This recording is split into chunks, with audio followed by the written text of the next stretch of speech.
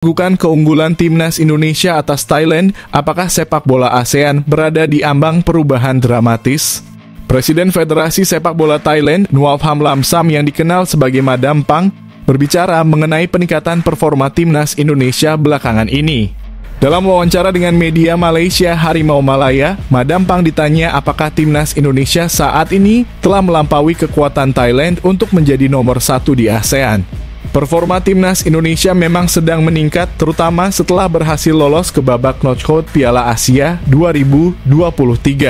Baru-baru ini timnas U23 Indonesia juga mencapai semifinal Piala Asia 2024, meskipun ini adalah partisipasi perdana mereka di turnamen tersebut. Selain itu, pada tahun 2023, Indonesia juga memenangkan medali emas SEA Games dengan mengalahkan Thailand. Madam Pang berpendapat bahwa sepak bola di ASEAN telah berkembang pesat dan tingkat persaingan antar negara sangat ketat. Saya tidak yakin bahwa Indonesia telah melampaui Thailand, kata Madam Pang, seperti dikutip dari YouTube Harimau Malaya. Setiap negara di Asia, terutama Asia Tenggara, memiliki level sepak bola yang sangat dekat. Walaupun kami saat ini berada di peringkat FIFA 101 yang tertinggi di ASEAN, setiap negara telah meningkatkan level sepak bolanya, jelas Madam Pang. Bagi kami, kompetisi hanya berlangsung selama 90 menit di lapangan. Kami bisa kalah atau seri, tetapi setelah pertandingan, persahabatan dan sportivitas dengan setiap negara lebih penting, lanjut Madam Pang. Madam Pang baru-baru ini bertemu dengan Ketua Umum PSSI Erick Thohir di Kongres AFC yang diadakan di Bangkok, Thailand. Erick Thohir membagikan momen pertemuan mereka di akun Instagram pribadinya. Erick Thohir mengungkapkan harapannya agar tim-tim dari Asia Tenggara bisa bersaing di level Asia dan membuka peluang kolaborasi antara Indonesia dan Thailand di masa mendatang. Wow! Venezia memberikan dukungan tak terduga untuk Jay Itzes dalam timnas Indonesia. Bagaimana nasibnya di playoff Serie A? Simak penjelasannya di sini. Di tengah upaya untuk meraih promosi, klub Venezia memberikan dukungan penuh kepada Jay Itzes agar bisa membela timnas Indonesia dalam kualifikasi Piala Dunia 2026.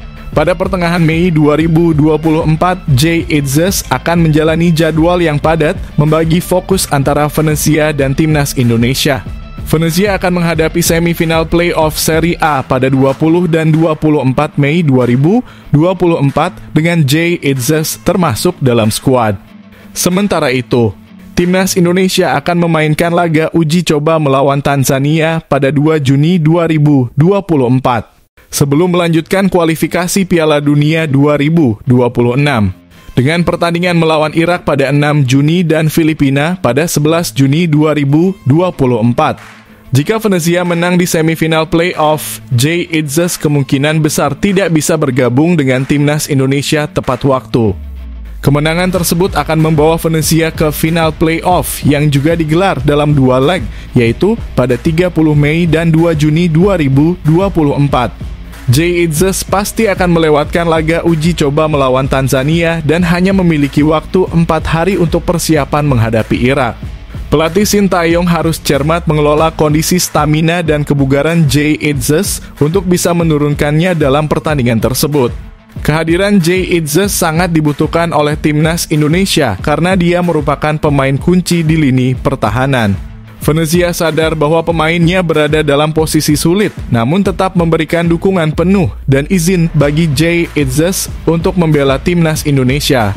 Bek Venezia Jay Itzes dipanggil timnas Indonesia untuk putaran kedua kualifikasi Piala Dunia 2026, tulis laman resmi klub. Indonesia akan melawan Irak pada 6 Juni dan menghadapi Filipina pada 11 Juni. Semoga berhasil, Jay, jelas Venezia. Terungkap rahasia tersembunyi di balik absennya Witan Sulaiman dalam pertandingan melawan Irak dan Filipina.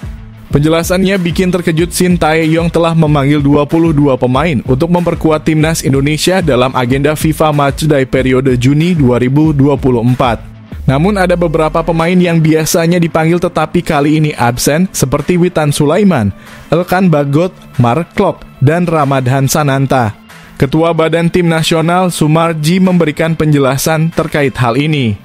Untuk Witan Sulaiman yang tidak masuk dalam daftar 22 pemain yang dipanggil untuk pertandingan melawan Irak dan Filipina dalam kualifikasi Piala Dunia 2026 zona Asia. Sumarji menjelaskan bahwa Witan sedang mempersiapkan diri untuk berangkat ibadah haji. Witan itu akan naik haji, jadi persiapan untuk ke sana itu yang pertama, kata Sumarji saat dihubungi wartawan. Sumarji menambahkan bahwa 22 pemain yang dipanggil sudah sesuai dengan kebutuhan tim. Namun dia juga mengungkapkan bahwa masih ada kemungkinan perubahan dalam daftar pemain yang telah dipanggil. Pemanggilan 22 pemain itu sesuai dengan kebutuhan tim di masing-masing posisi. Jadi dari pemanggilan 22 nama itu memungkinkan masih ada perubahan, tegas Sumarji. Erick Thohir ungkapkan rencana sensasional untuk timnas Indonesia di laga besar melawan Irak dan Filipina. Apa strateginya? Jawabannya bikin terkejut Erick Thohir. Selaku Ketua Umum PSSI berharap tim nasional Indonesia bisa menunjukkan permainan terbaiknya saat melawan Irak dan Filipina dalam sisa pertandingan babak kedua kualifikasi Piala Dunia 2026 zona Asia. Hal ini penting agar tim Garuda bisa lolos ke babak ketiga dan memperjuangkan tiket ke Piala Dunia 2026. Saat ini timnas Indonesia berada di posisi kedua grup F dengan 7 poin, hasil dari 2 kemenangan, 1 hasil imbang, dan 1 kekalahan. Tim Garuda hanya membutuhkan 1 kemenangan lagi untuk memastikan tempat di putaran ketiga. Menjelang 2 pertandingan tersebut, Shin Tae-yong telah memanggil 22 pemain untuk memperkuat timnas Indonesia dengan 13 diantaranya bermain di luar negeri. Mereka adalah Jordi Amat, Justin Hubner, Jay Itzas, Pratama Arhan, Asnawi Mangkualam, Saine Patinama, Sandy Walsh, Nathan Chu Aon, Tom Haye, Ivar Jenner, Marcelino Ferdinand, Ragnar Oratmangoen, dan Rafael Struijk. Erick Thohir mengirimkan pesan kepada timnas Indonesia menjelang 2 pertandingan krusial ini. Ia menginginkan timnas Indonesia memberikan penampilan terbaik saat melawan Irak dan Filipina. Kita berikan yang terbaik untuk 2 pertandingan kualifikasi Piala Dunia 2026 melawan Irak dan Filipina, tulis Erick Thohir di Instagram pribadinya Jumat hari ini. Sebelum melawan Irak dan Filipina, timnas Indonesia akan menghadapi Tanzania dalam pertandingan uji coba internasional. Pertandingan ini akan digelar di Stadion Madia pada Minggu 2 Juni 2024. Wah, tantangan berat dari PSSI untuk Shin Tae-yong. Bisakah mereka mendominasi sepak bola ASEAN? Detailnya akan mengejutkan Anda. Coach Shin Tae-yong telah menyetujui untuk memperpanjang masa kerjanya dengan timnas Indonesia hingga tahun 2027 meskipun kontraknya belum secara resmi ditandatangani. Kesepakatan ini tercapai antara Shin Tae-yong dan Ketua Umum PSSI Erick Thohir setelah Piala Asia U23 2024. Keputusan untuk memperpanjang kontrak Shin Tae-yong didasarkan pada pencapaian positifnya bersama timnas Indonesia, termasuk lolos ke 16 besar Piala Asia Senior dan semifinal Piala Asia U23. Erick Thohir memberikan target baru kepada Shin Tae-yong, yaitu membawa timnas Indonesia masuk 100 besar ranking FIFA dalam 3 tahun ke depan. Target berikutnya adalah masuk 100 besar. Saya tidak bisa menetapkan target untuk turnamen tertentu karena itu tidak adil. Target besar kita adalah masuk 100 besar dalam 3 tahun, kata Erick Thohir dalam program Rossi di Kompas TV. Meskipun belum ada kesepakatan tertulis, Erick Thohir yakin bahwa Shin Tae-yong akan tetap bertahan. Dukungan penuh dari federasi dan manajemen timnas Indonesia diharapkan dapat membantu Shin Tae-yong mencapai tujuan tersebut. Target ambisius untuk masuk ke 100 besar ranking FIFA menjadi motivasi tambahan bagi Shin Tae-yong dan seluruh skuad timnas Indonesia. Kontribusi positif Shin Tae-yong sebelumnya telah memberikan dampak signifikan bagi perkembangan timnas Indonesia yang menjadi alasan utama perpanjangan kontraknya. Bersama Shin Tae-yong, timnas Indonesia diyakini dapat berkembang dan mencapai level yang lebih kompetitif di kancah sepak bola global. Visi jangka panjang Erick Thohir untuk timnas Indonesia mencakup upaya menjadikan negara ini sebagai kekuatan yang dihormati di dunia sepak bola. PSSI memiliki ambisi kuat untuk melampaui Vietnam dan Thailand dalam peringkat, mengingat kedua negara ini adalah rival utama di kawasan Asia Tenggara. Target masuk 100 besar di ranking FIFA menjadi tantangan yang memotivasi timnas Indonesia untuk terus berkembang dan meraih prestasi yang lebih gemilang di masa depan. Ini dia daftar mengejutkan 7 pemain andalan timnas Indonesia yang ditinggalkan oleh Shin Tae-yong untuk kualifikasi Piala Dunia 2026. Alasannya bikin merinding. Shin Tae-yong telah mengumumkan daftar 22 pemain yang dipanggil ke timnas Indonesia untuk 2 pertandingan terakhir di putaran kedua kualifikasi Piala Dunia 2026 zona Asia pada Juni mendatang. Pelatih asal Korea Selatan ini membuat banyak perubahan dengan tidak memasukkan beberapa pemain yang biasanya menjadi bagian dari skuad Garuda. Rizky Ridho dan rekan-rekannya sebelumnya meraih hasil positif dalam pertandingan kualifikasi Piala Dunia 2026 zona Asia pada Maret lalu. Dengan 2 kemenangan atas Vietnam dengan skor 1-0 dan 3-0. Menjelang laga lanjutan kualifikasi Piala Dunia 2026 zona Asia pada Juni mendatang, Shin Tae-yong merombak skuadnya. Berdasarkan catatan, ada 7 pemain yang biasanya dipanggil namun kali ini tidak masuk dalam daftar. Ketujuh pemain tersebut adalah Elkan Bagot, Edo Febriansyah, Wahyu Prasetyo, Witan Sulaiman, Ramadan Sananta, Hoki Caraka, dan Mark Klok. Ketidakhadiran Elkan Bagot menjadi sorotan utama.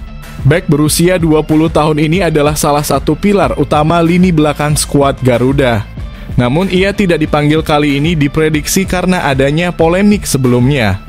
Elkan sebelumnya dipanggil untuk timnas U23 Indonesia untuk laga playoff Olimpiade Paris 2024 melawan Guinea, namun ia dikabarkan menolak panggilan tersebut. Ketika ditanya mengenai hal ini, Shin Tae-yong mengatakan mungkin media yang mengikuti Elkan bisa mencari tahu sendiri, ucapnya dalam sesi Zoom sebelum laga kontra Guinea pada 8 Mei 2024. Witan Sulaiman yang tampil gemilang di Piala Asia U23 tidak dipanggil karena akan menjalani ibadah haji. Sementara absennya Klok, Hoki, Sananta, Edo, dan Wahyu kali ini murni karena keputusan taktis Shin Tae-yong. Saat ini timnas Indonesia berada di peringkat kedua grup F putaran kedua kualifikasi Piala Dunia 2026 zona Asia. Tim asuhan Shin Tae-yong hanya membutuhkan 1 kemenangan lagi untuk memastikan tempat di putaran ketiga. Bikin gempar, kombinasi mematikan 4 pemain di sektor gelandang timnas Indonesia untuk menghadapi Irak dan Filipina. Strategi apa yang akan mengejutkan lawan? Timnas Indonesia akan melanjutkan perjalanan mereka dalam kualifikasi Piala Dunia 2026. Tim Garuda akan menghadapi 2 laga penting di grup F, melawan Irak dan Filipina. Pelatih Shin Tae-yong telah memanggil 22 pemain untuk menghadapi 2 pertandingan ini. Dari 22 pemain tersebut, 4 diantaranya berposisi sebagai gelandang, yaitu Tom Haye, Ivar Jenner, Marcelino Ferdinand, dan Ricky Kambuaya. Mereka diharapkan menjadi motor penggerak di lini tengah tim Garuda. Tom Haye adalah salah satu nama yang dipanggil sebagai gelandang. Pemain Heerenveen ini biasanya bermain sebagai gelandang tengah, namun juga bisa berperan sebagai deep lying playmaker. Dalam 2 laga melawan Irak dan Filipina, Haye diperkirakan akan menjadi pilihan utama karena kemampuannya mengatur tempo permainan dan memberikan umpan-umpan akurat. Haye baru sekali bermain untuk timnas Indonesia, yaitu saat melawan Vietnam dalam kualifikasi Piala Dunia 2026. Pada laga tersebut, Haye menunjukkan kemampuannya dengan mencatatkan 1 assist. Gelandang berikutnya adalah Ivar Jenner, pemain berusia 20 tahun yang bermain sebagai gelandang bertahan. Jenner dikenal sebagai salah satu gelandang terbaik Indonesia. Dia sudah tampil 8 kali untuk timnas Indonesia di berbagai kelompok umur.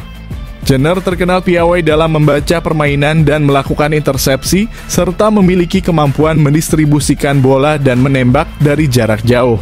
Marcelino Ferdinand, gelandang serang yang juga bisa bermain di posisi lain.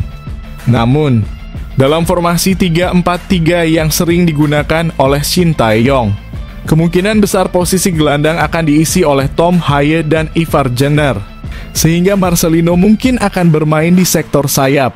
Sejauh ini Marcelino telah bermain 21 kali untuk timnas Indonesia, mencetak 3 gol dan 1 assist. Gelandang terakhir dalam daftar adalah Ricky Kambuaya, pemain berusia 28 tahun yang juga berperan sebagai gelandang serang. Dalam formasi 3-4-3, Kambuaya lebih sering bermain sebagai pemain pengganti.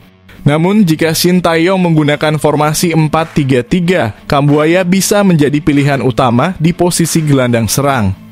Dikenal karena pergerakannya yang eksplosif dan tendangan keras yang akurat, Kambuaya juga membawa pengalaman berharga dengan 37 penampilan untuk timnas Indonesia, mencatatkan 5 gol dan 6 assist. Dengan komposisi pemain ini, timnas Indonesia berharap bisa meraih kemenangan dan memastikan langkah mereka ke putaran ketiga kualifikasi Piala Dunia 2026.